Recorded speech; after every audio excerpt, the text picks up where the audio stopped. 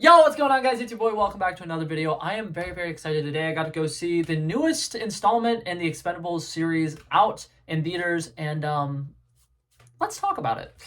Modern movie review.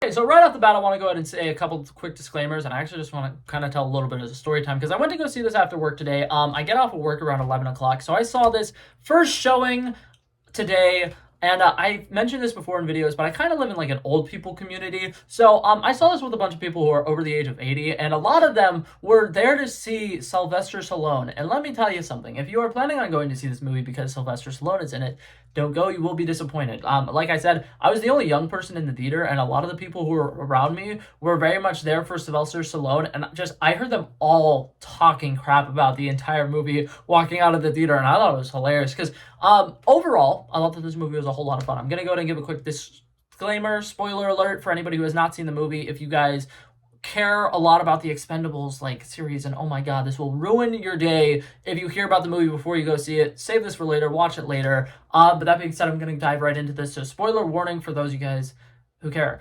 So right off the bat, Jason Statham plays the same character in every single movie.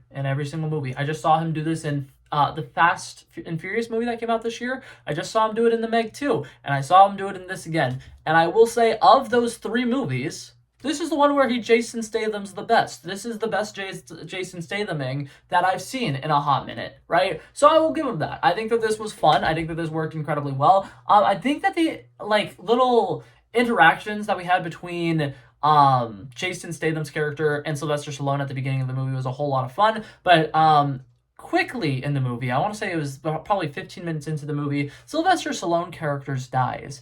And a lot of problems that I have with this. One, it feels incredibly unnecessary. It feels incredibly rushed. The fact that he dies feels so forced. And the way that he dies is just like incredibly stupid. So he's flying around a plane while everybody else is doing all the cool action stuff on the ground. And the plane has been getting attacked with rocket launchers the entire time. It's been like about a 10-minute long action sequence, and the plane keeps getting attacked by rocket launchers. And I understand that maybe jumping out of a plane that's being shot by rocket launchers might not be the best idea, but I feel like it's low-key a worse idea to stay in the plane, which is exactly what he does the entire time. And then something that really bothers me about it is so basically he's their overhead like lookout or whatever, and he's kind of giving them like calls from above and being like, hey, this thing is at this place, you need to go there. Oh, this thing is happening, you gotta go make sure you're doing that. Hey, take care of whatever you're taking care of. And it's actually really fun. I do think that a lot of that action sequence works really well because Sylvester Stallone is kind of the guy calling the shots. And I think that that works great, right? It's a whole lot of fun. There's a lot of great action sequences. I will say this. I don't know what it is about Jason Statham in movies with bad blue screen effects or green screen effects. There are some moments in this early on action sequence where Jason Statham's character is on the top of like a ATV type vehicle that has a gunner seat or whatever, and the entire time you can tell that the background was just something that was like digitally added in, and it's so weird because a lot of it is just like a blue sky, and I'm like, you guys couldn't have just gone outside on like an actual track and did this. There's a lot of sequences where he's like mowing down people, and I'm so focused on the fact that he literally feels like there's a layer that's the blue sky behind him, and then he's like in 3D almost. It feels incredibly uncomfortable. There's a couple of different shots like that where I'm like, wow, this is not great. And yeah, so that was a little weird. I didn't really like that. And like I said, Sylvester Stallone's character dies in the first 15 minutes. I'm going to explain why I say that in air quotes in a little bit.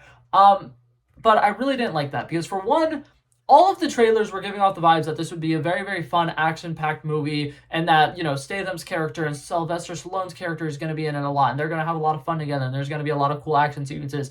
They set up that Megan Fox is going to be like a cool action person in this movie, and something that I don't like is this main trailer literally says multiple times that Jason Statham's character isn't invited, and obviously, you know, he's going to find a way to make his way onto the mission, but he's the only person who does any action-related things for almost the entire movie. There is a literally, I want to say maybe like a 15-minute period towards the end of the movie where there's a bunch more people actually having their action moments, and it's fun. But what happens basically is they go on their mission, they get captured. Jason Statham, who was not invited to go on the mission, was tracking them the entire time, and he's able to break onto this ship that they're on and save their asses. and it's nice, and all the stuff with Jason Statham is fun. But like I said, I just saw him do this in the Meg too. Like literally, basically this exact thing. But instead of it being a boat that's above water, it was an underground little submarine area. I don't think that that takes away from the fun of this movie because, like I said, this movie Jason Statham's better than the last couple of Jason Stathams that I've seen. So it's not terrible. But like, if you are the kind of person who's like, you can't watch the same thing over and over again, if you've seen any Jason Statham movies in the last 2 months, you're good on this one. You don't need to go see it. But that being said, there are a couple things that they kind of do well here. For one, a lot of the action sequences do look really nice, right? Like they look great. And I definitely think that there's a lot to enjoy with some of the like spectacles. Like they are kind of doing like world trotting stuff, and they're kind of going to like different places. I think that the main like villain, essentially, he's literally just a lackey, and I really hate it because if they just made him the main villain, it would have been 10 times more interesting. But he has really interesting weapon choices, and he's killing a lot of people, and he's taking a lot of like beatings, but still getting up. So he's a very resilient guy, and he's definitely feels like a threat and a very like menacing threat. And I like him in this movie. I think that he's fantastic. They completely undermine his character in the last 15 minutes of the movie, which I didn't appreciate.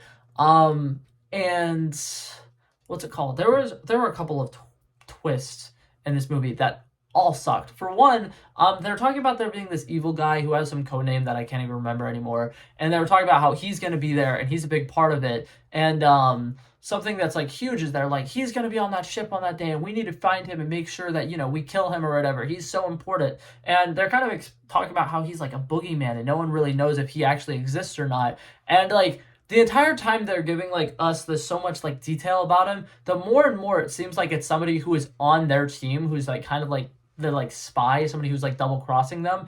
And then in this movie they get double crossed in the two missions that they go on, and it seems very like conspicuous, and everybody in the team is like fighting amongst each other about it. And it's like so painfully obvious that it's none of the characters who are a main part of the Expendables group, and it's the CIA director guy who's sending them out there, who's kind of setting them up for failure. So to each their own with that. I think that a lot of the spy espionage things that they tried to pull off in this movie didn't work very well. But if you like good action movies and you like the Cars 2 movie, yep, I'm going to compare this to Cars 2 real quick. There's an action sequence. The entire like final act of the movie is on like a giant like cargo ship, essentially a little boat. And something that bothered me, there are so many times in this movie where people are having conversations where like one person will be standing like right here on the ship, right? And then somebody would be standing way over there, and they're just talking at regular level, and like they can have a full length conversation. And that was driving me insane. There was a lot of little issues with that. Like I feel like the storytelling in this was not great, and I feel like the script writing in this was not great. Same with like the set design, because it could have been like in the script it might have made a lot more sense, but like the blocking, they're like, okay, we're gonna have Jason Statham on top of this boat, he's gonna be way over here, and we're gonna have the other people on the other end of the boat, and they're just gonna have a conversation right now, and it's gonna make sense. But what I did want to talk about when I was comparing this to Cars 2, they have a car chase scene on a boat. It's with little motorbikes that have little guns on them, and it actually is genuinely entertaining. Like it is a whole lot of fun. And that's what this movie is. This movie is a lot of fun, actually. I will say that. As much as I hated it, and as much as I had a lot of issues with it, and I was like, that practically wouldn't work. This character should have stayed alive. This character has zero character development. Literally, the entire team who we're kind of like supposed to be like focusing on, they're literally all just the damsel in distress, and that's it the entire time. But hey, once again, to each their own. If you want to just go see a random fun action movie that has a decent amount of humor in it, I did laugh a lot in this movie. I thought that was a good thing. But I will say this, I don't think it lives up to its trailer. This is kind of the last little bit I want to get into. The trailer, I think I mentioned this before. It is Stallone. It is Statham. It is Megan Fox. Megan Fox is maybe in the movie for about like 8 minutes, and almost the entirety of those 8 minutes It's basically her just like trying to be the leader of this team and failing miserably, and then her flirting with Jason Statham, and that's it. She's basically just his side piece in this movie, and she doesn't have any character development of her own. Pretty much the entire team doesn't really have any character development of their own. And that sucks because this is like advertised to be like a team movie. They're gonna have so many epic adventures together. They're on an airplane together, cracking jokes and stuff like that. And we miss the majority of that fun team experience. And then another thing is in the trailers, there's a lot of color. There's a lot of pow. There's a lot of cool songs. There's music in this about maybe like one scene, and I think that this movie could have benefited from adding more music to a lot of the fight scenes. Like I said, there's a scene where they are chasing each other around on motorbikes with guns on the ship, and I really wish they had some kind of cool, fun, like needle drop for that. I think that it would have built that scene up a lot more. I think as it stands, it looked like a bad parody of a live-action Mario Kart movie. But it was ridiculously fun. So the last little nitpick I have, Sylvester Stallone's character faked his death, and they reveal it in the last like 2 minutes of the movie. And let me tell you, the way they decide to reveal it is incredibly lame, and it's so like plot convenience, because Sylvester Stallone just like last minute comes in, saves the day, saves Jason Statham after Jason Statham's character decided he was going to basically sacrifice himself for the mission, and